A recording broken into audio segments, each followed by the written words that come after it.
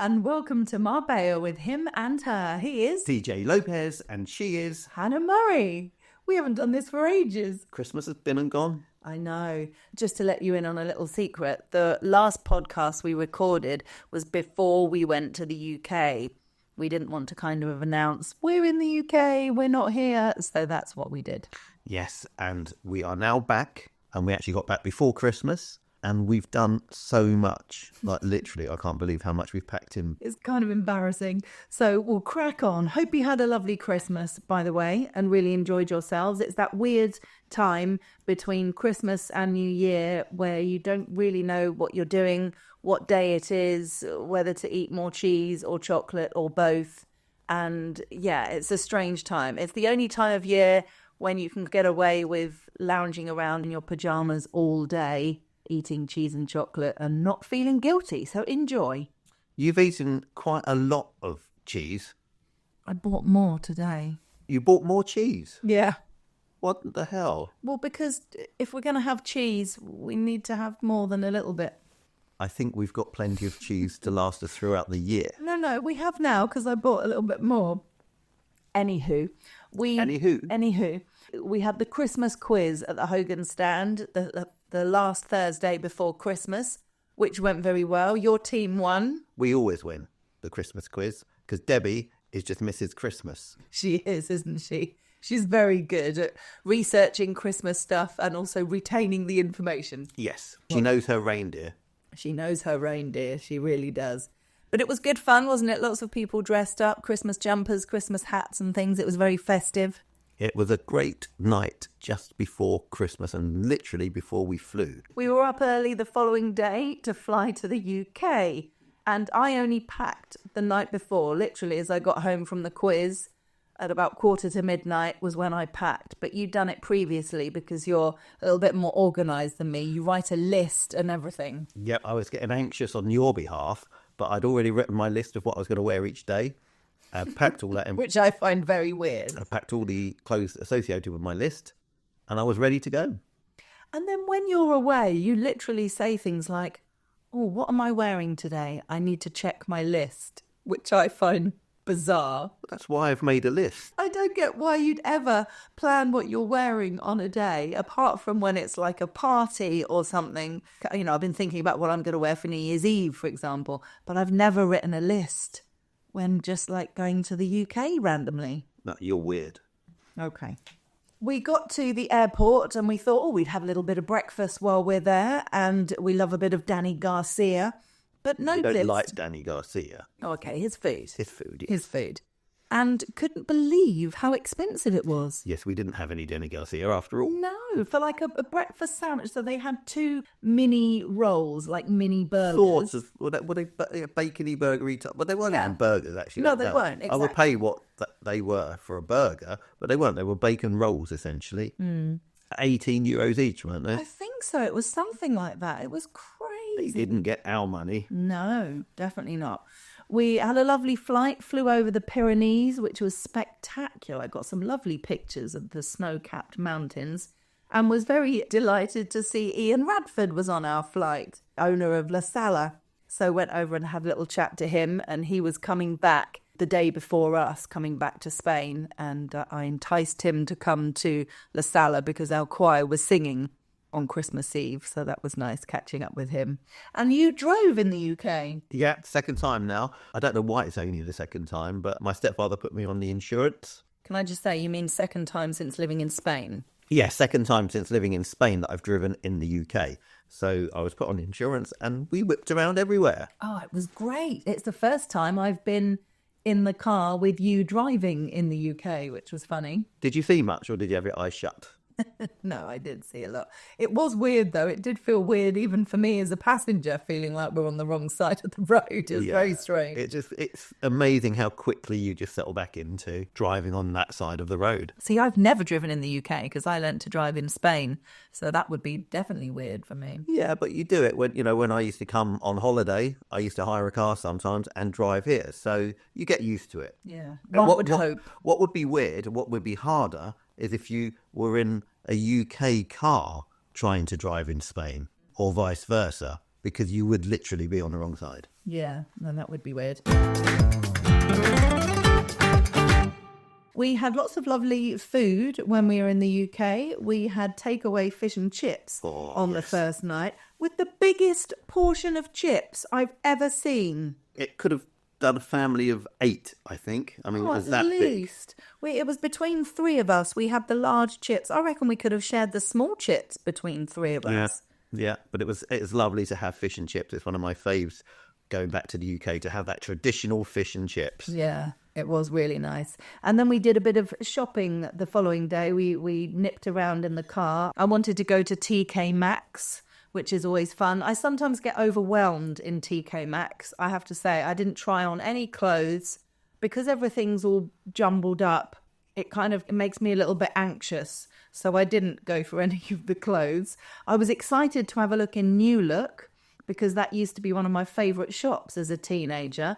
But it's completely changed. It was really cheap, wasn't it? Yeah. Like cheap looking, kind of tacky. It looked a bit classy like stuff. Sorry, I apologise to anybody that buys their stuff from New Look. It wasn't your style, was it? No, and I was really disappointed. You dragged me into another cheap shop. Yeah, I was very excited to go into B&M because we don't have things like that in Spain. I suppose it's like a pound store. I mean, things are way more than a pound, but everything's really, really cheap. And you can get some great household things there, which we were never going to buy and take back with us because we only had little rucksacks. But we went up and down every aisle in B&M, seeing all kinds of weird and wonderful things, and walked out with some paracetamol. Yep, 35p. Yeah, very good. We went to Greggs. We were doing all British things, weren't we? Well, we didn't plan on going to Greggs. We were going to go to Costa Coffee, but the Costa coffee machine wasn't working. Yeah. It sort of defeated the object. So we then went next door to Greggs. And I wanted to they had these, I can't remember what they called, seasonal bakes or something. No, they were Christmas festive bakes. Festive bakes, and they sounded delicious. So I ordered 2 of those and I said, can you heat them up a little bit, please? And she said, no, sorry, we're not allowed to. It's from the cooler counter or something, which I thought was very odd. Yeah, but I since found out why. It's all to do with VAT on hot food. So if they heated it up, they would have to charge you VAT because it's hot food. Whereas if you are at the right time when it's just come out of the oven to go into that special counter, then you would have it hot without paying VAT. Very bizarre. So we ordered these festive bakes, which weren't freezing cold or anything, but they were sort of barely lukewarm. And they were really nice, actually. We really enjoyed them. Lots of pastry. And we just come to the end, and then the lady behind the counter, she came along and she said, tell you what, these sausage rolls have just come out the oven. Merry Christmas. And gave us 2 newly cooked sausage rolls for free. Yeah, which we then proceeded to eat and spent probably the next 3 hours in a sort of pastry coma. I'm feeling a bit sick, I have to say. The pastry sort of carried on bloating up into our bellies, I think. And just we really don't need 2 great pastries, one after the other. We were worried we weren't even going to be able to eat any dinner. We were that full. But very nice and very kind of that lady. So we felt very looked after, which was really sweet. In the evening, I mean, it just sounds like a big food fest, It was. It? We went to Wetherspoons, the first of 2 Wetherspoons on our short trip. The one in Crowber Cross, which is the local one to where your stepdad lives. Yes, so it's just up in the town. For quite a long time now, it's been a Wetherspoons, and I've never been in there as a Wetherspoons. I couldn't believe, well, I kind of could believe, I'd forgotten how ridiculously cheap Wetherspoons are. I used to work in a Wetherspoons in Poole in Dorset before I moved to Spain, and they are so cheap. Drinks and food. Drinks and food. So cocktails were like £4 something. And all the food that you get when you order something for lunch or for dinner, you automatically get a drink for a lot cheaper, whether it's a soft drink or an alcoholic drink. And I was thinking, they won't include cocktails, or you'll have to have a small glass of wine instead of a large glass. Nope, whatever you ordered, you got it cheaper if you're ordering it with food. It was so good. Yeah, I mean, that night I was driving, so I had bottomless hot chocolate. And Graham and I had a couple of cocktails. Yes, Graham seems to have got a taste for Tommy Margarita, which is a margarita with lime juice. They really liked it. I was really into my Korean food at the moment. I had this fried Korean sticky rice bowl that was gorgeous. Yes, and what did I have? Curry, chicken curry. Oh, I had their chicken tikka masala, Yeah. which was actually quite nice. Really nice. So really rate Wetherspoons. On Sunday, we woke up and it was beautiful weather. So I thought, right, let's get out the house. Let's do something. And Graham lives very close to Ashdown Forest, which is where Winnie the Pooh is from. It's where AA Milne, the author of the Winnie the Pooh stories, lived with his son, Christopher Robin, who he based the stories on and wrote the books for. And it's all really close to where we were staying. So I'd had a little look on Google and found there was a Pooh walk you could do, which is much nicer than it sounds. Yes, you're not walking in Pooh, you're just following... Although we did come across some Pooh really quite quickly. Yes, we did, yeah. I can't believe you took a photo of it, which I said we must delete. Yes, I didn't post that. So it was a 5-kilometre walk, basically, and it was very, very muddy. And I had my nice white trainers on, which wasn't ideal. And they weren't white for long. They weren't. We saw some holly and ivy right next to each other, which was very festive. Yeah, well, we saw some holly and then we saw ivy in a different place. So it wouldn't be great if we saw them together and then the next place it was growing up a tree with the holly in front of it. Yeah, really special. We went to Pooh's house. This was a separate thing. The walk that we did was really nice, but we didn't really see anything Winnie the Pooh related. It was just on a map that we were following that told us. Well, it was all Pooh related because we went to the North Pole and we went to Piglet and Pooh's sandpit. And so it was all the things that feature in the books. That's where he got the inspiration from. But there wasn't anything that had Winnie the Pooh or Piglet on, was it? That's what you mean. No, exactly. And I thought, so where's the Pooh Sticks bridge? Because I used to do Pooh Sticks as a child. And do you realise how wrong that sounds? Okay, where you're basically on a bridge and you and whoever you're with need to find a stick of varying sizes and lengths, and then you throw it in the water and then you run to the other side of the bridge and see whose stick gets to the other side first. So that's Pooh Sticks. Yes. So we wanted to play that on the actual Pooh Sticks bridge. So had a look on Google, and very close to where we were was Pooh's house and the Pooh Sticks bridge. So we went there, and Pooh's house was this tiny little house, this wooden door that was in a tree, and people had put pots of honey on top, and it was beautiful, wasn't it? Yeah, it's like people paying homage to Winnie the Pooh. Yeah. Amazing place. Really nice. And we played Pooh Sticks, and you won. I did, yeah. I chose the right Pooh stick. Yeah, right kind of length stick you had. Yeah, my Pooh's better than yours. And then I said, we must be near AA Milne's house, because there was lots of beautiful houses around there. So had a look on Google, and we were 8 minutes walk away. So we went there as well. Yes, and it's a private house now. You can rent it as Airbnb, I think. Yeah, there was an English car number plate and an Irish car number plate parked outside. And you only knew this because you actually went in.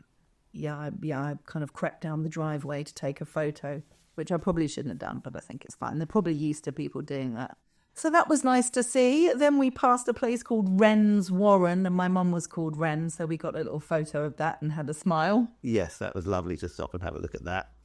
And then we decided to have lunch in a beautiful 16th century pub called Gallipot Inn, which was stunning, really low ceilings. Oh, it's tiny, really, wasn't it? Packed. So, yeah, well, it was a very small pub, but very traditional.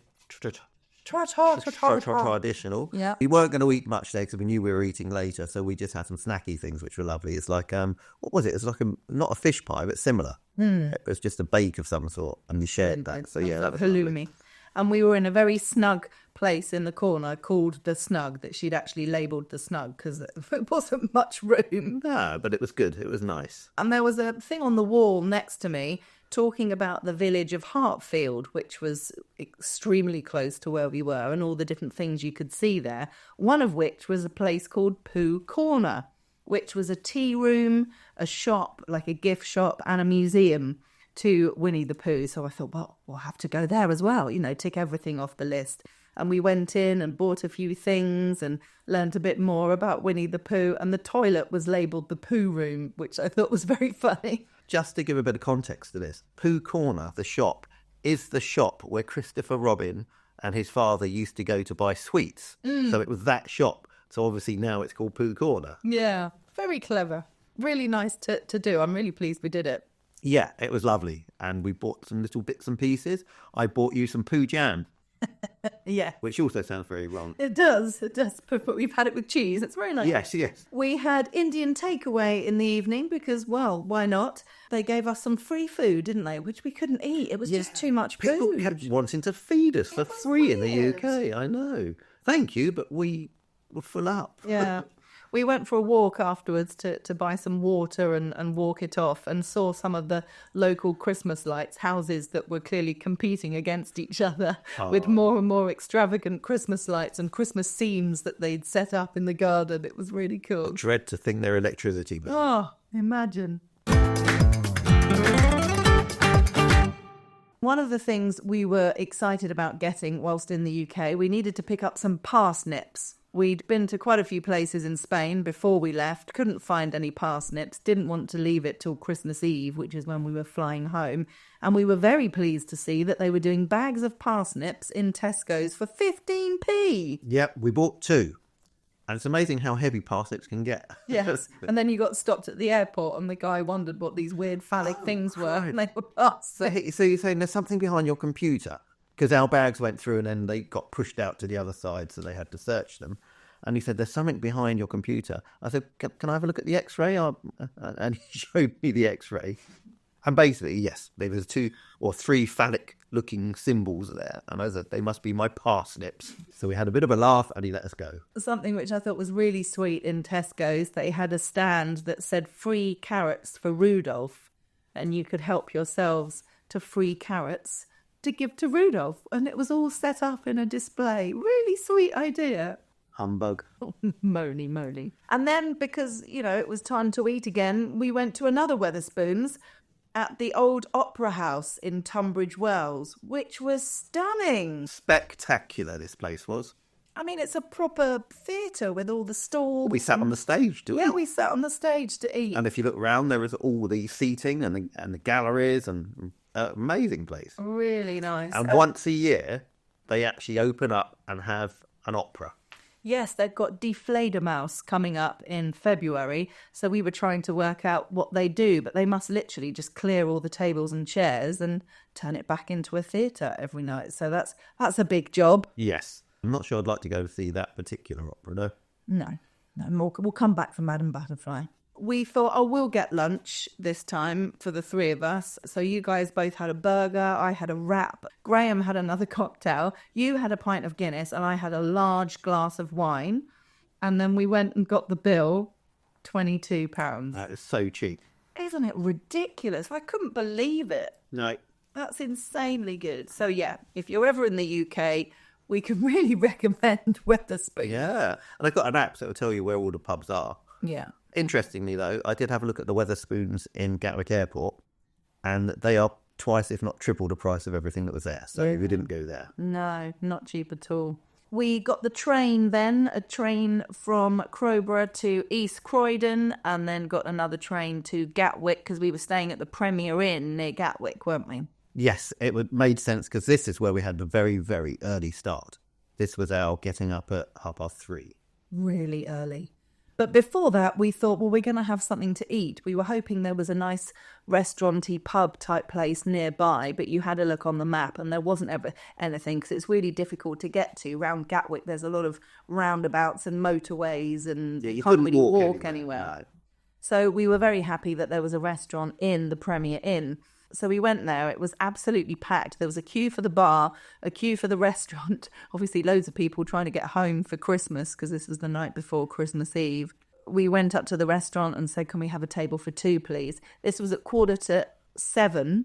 And she said, yes, I can get you a table for 8:30, which seemed like a really long time away because we were hungry and we wanted to have an early night because we knew we were getting up crazy early. So we said yes to the table, but by which time we'd had 2 cocktails. Because they were 2 for the price of 1. Two for 14 quid. Then we had a bottle of red and we had some crisps and some nuts and things to go with the alcohol. And then we just thought, sort of went off eating after that. Yeah, I'm not so hungry now and it's getting late. So we ended up going to Costa Coffee, which we were sitting in anyway, eating our crisps and stuff. And we shared a macaroni and cheese and a hog roast sandwich. Happy days. Yeah. And we were in bed before 8:30. I was asleep by 9:30. Yeah, you were. So we flew back Christmas Eve, and I had my last choir gig with the Del Sol Singers. We were singing at La Sala. That was great fun. We knew lots of people there, and it was lovely atmosphere, wasn't it? Yeah, very festive. As you said, lots of people we knew there. We stayed for extra drinks afterwards and started our Christmas celebrations early. Yeah, everyone was in the festive mood. It was really good fun, and lots of people there filming us singing and singing along and clapping, and it was brilliant. We went home, did a bit of Christmas Day prep, and then we walked up to Hogan Stand and had some Christmas drinks there. Yes, they were open right the way through, which is good. It was nice. They closed at 10 o'clock, I think. Yeah, good for them. So yeah, everybody could get home to be with their families and everything. And it was good for us because it meant that we got home earlier. Yes, because Christmas Day was epic. Oh, wasn't it? It was an early start because we might have mentioned before that Sheila was in charge of turkey and bought a 7-kilogram turkey. Which is quite big. About got in the oven. I had to put it sideways. So he got up to do that. We had our stockings, which were filled to the brim of lots of lovely things. Yes, and then we went downstairs and continued our prep and may have opened the first bottle of wine. Yeah. And then we waited for your dad and Sheila to come round. They came round about midday. The idea was we were going to do a few presents and then I was going to get on with the dinner, basically. But we just got into presents and just kept going and going and going. Yeah. Said, should we just do them all? But there was loads every year. Well, it's you. And Sheila. Mainly you. We got so many lovely things. They bought us, wow, we're so excited about this. They bought us a tasting menu at a Michelin star restaurant in Rhondda and a night in a hotel. And we're doing that very soon, actually. Yeah, can't wait for that. That's going to be amazing. We will report back on that because that's the place that Robert De Niro went to Bardan when he was here. So, yeah, we're really looking forward to that. Extremely excited. What a great present. How spoilt are we to get that as a present? Very. We wanted to we keep saying we wanted to have less food this year, and aside from the massive turkey, we did all right, didn't we? Yeah, well, I'd cooked my sort of annual soup, which is the chestnut and chorizo soup, which is from the book Morrow. Absolutely delicious. It's incredible, and incidentally, I've had that at the restaurant Morrow, and I'm pleased to say there was very little difference in the taste of theirs to mine. Yeah, definitely, I concur. So we started with that. Then we had the usual turkey, the very well-travelled parsnips, roast potatoes. Oh, and you did lots of puree food for my dad because of his teeth, bless him. Yes, so he had parsnip puree, mashed potato puree, and turkey. Soft carrots. And soft carrots. Yes. In the evening, we went to our friends Roger and Jan, who were neighbours basically. They had other friends over for lunch, so we all got together for the evening and played some very fun, silly games. We like silly games. We do, and they were great fun. There was one or two that we'd never played before that Fiona came up with because she was games mistress, which we love. The song one, the dum-dums. The dum-dums and the dum-dum and la-la. The wee-wees. The wee-wees, yeah. Very good. So Christmas Day night, Dad and Sheila stayed over, which was lovely. And we spent the whole of Boxing Day just vegged out, the four of us in our pyjamas, watched loads of quiz shows, had more food and drink. Our friends Bev and Jamie popped over impromptu and we started getting into the festive spirit again. Yeah. It was a great day. And we had the first of the leftover turkey. I made a turkey pilau. Or Biryani. Yeah. Oh, it was really good. Really I good. do that because my mum used to do that every year. So I do it in homage to my mum. Oh, nice one. The day after Boxing Day, on the Friday night, we went to Amy and Ross's house for the most amazing dinner. Oh, wasn't it? So ages ago, Ross told us that his favourite food were crab claws, which you can't get here, and they get them every time they go back to Ireland. You can get them vacuum packed, I think they were saying. And they were incredible. It's love to have those again. I know, definitely. And what's amazing is that their son, how old is Kian? 10, I think? 10, 11? Yeah, and it's one of his favourite things in the world. Love it. Sitting there eating crab claws, which I love because I've known so many children that are not adventurous with food, and it's fantastic to see children eating tasty food, basically. Yeah, I love it. That's one of his favourites. So really nice. And we had steak as well, so lots of delicious food. Amy's such a good cook. We're very lucky. Yes, and then we played the Dum Dum and Wee Wee song game again. And they bought us a game for Christmas, and we had to go with that, which was funny because it's a couples game. So there were certain things that we couldn't do because we were playing with the kids. Yes. But that was fun. Yeah. And then last night, we had some friends over, Guy and Teresa. Guy comes on the book show with me every month. He's the international sales manager at Penguin Random House. And his lovely wife, Teresa, she's been on Women Talk with me on the radio. And we went over to their place a month or so ago for dinner. So we wanted to have them over to our place. And it was lovely, really nice. We put together some nice fare. Yes, I did my French theme again. So we had scallops to start. And I did a slow-cook beef bourguignon. Hold on, go into more details with the scallops. How did you do them? Well, I put them on a round of chorizo. Mm-hmm. And then the scallop was done the usual way in butter. And then I did some pea puree by the side of it. It was very nice. I went up and down the coast looking for scallops. I went to about 4 different supermarkets. They're really hard to find now. But big tip, Al Campo has about 6 different types of scallops. They have some in a tray, which, I mean, they were quite small, weren't they? By the time they were cooked, yes. They were diddy small. But they've got in the frozen section, you can get massive ones, but they came in packs of 4 or 5. It didn't suit with how many we were having. But honestly, if you go in the freezer section, they have a whole Vieira section. So if you ever need scallops, I would definitely suggest Al Campo instead of driving to 5 other places. And you did an amazing chocolate mousse. Yes, I make chocolate mousse. As I think I've shared many times, I'm not one for doing stuff in the kitchen particularly, but I always like to have a go at a dessert.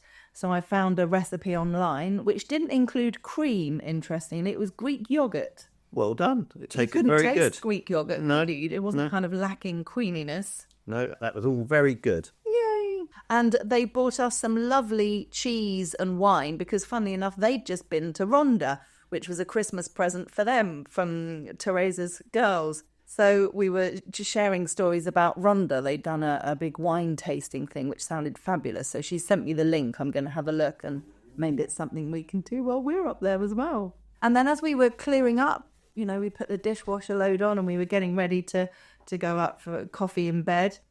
PJ said, this candle won't go out. I put the Dave on got it. one of these glass domes that go over the top of a candle that puts it out and keeps the smoke in so you don't have to blow the candle out and smoke goes everywhere. So he put this dome over the top of the candle. He said, I can't believe this hasn't gone out yet. And I looked at him wondering if he was joking. He took the dome off and blew it. And he said, it's not going out. I said, that's because it's battery operated. Okay, all right.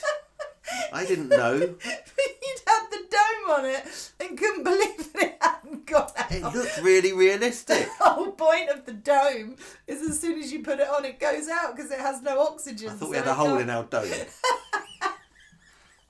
I'm glad you find it funny, at my expense. It really was funny. I could feel your brain going, huh? Quick, move on. What's next? Okay. I went to work today and I was really nervous that I was going to forget because it's a Sunday and I was standing in for Selena on Your Sunday Selection, which is a request show on Talk Radio Europe from 11 until 1. And I was really nervous I was going to forget because it's that time of the year when you don't know where you are and what day it is. So I set an alarm for 9:30 this morning, which I would hope would remind me that I need to get up and go to work. But I didn't forget, as it turns out. But it was really nice. Got some lovely messages in from listeners all over the place with festive greetings and some lovely requests as well. Yeah. Nice music. Yeah. Very good. Yeah, it was good fun. Just to mention, because I know it's been a long episode, a couple of articles from the Sir in English.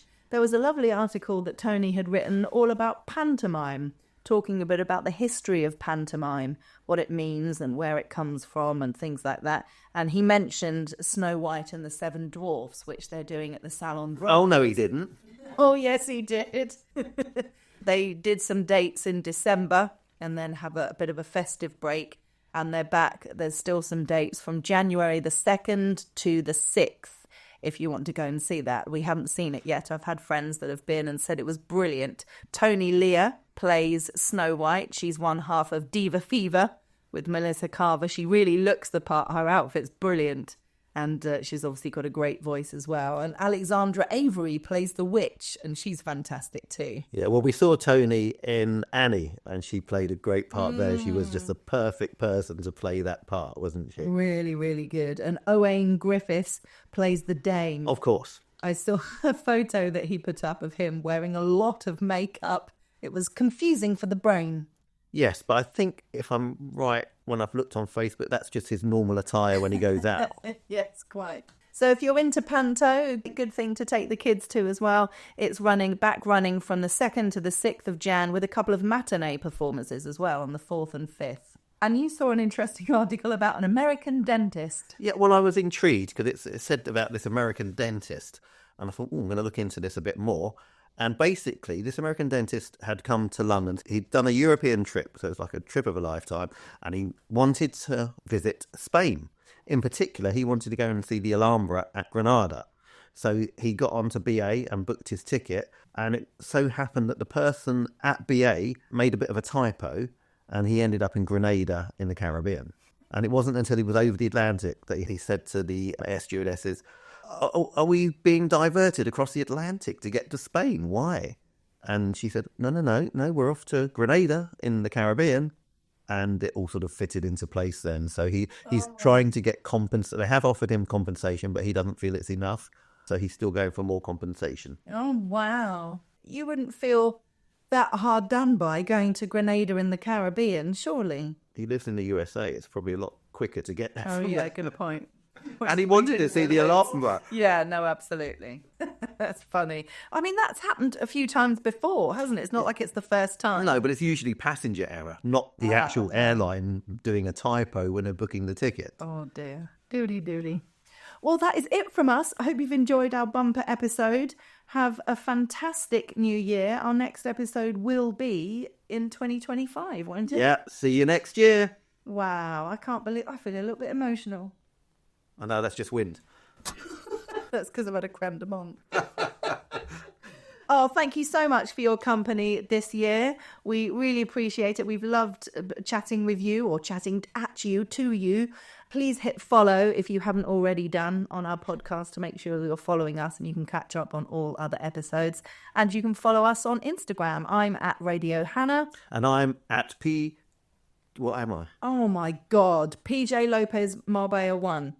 No, is it PJ Lopez 1 Marbella? I think it's PJ Lopez 1 Marbella. PJ Lopez 1 Marbella. You need to know that off by heart. It's embarrassing. I will know it next year. Okay. It's goodbye from him. And it's goodbye from her.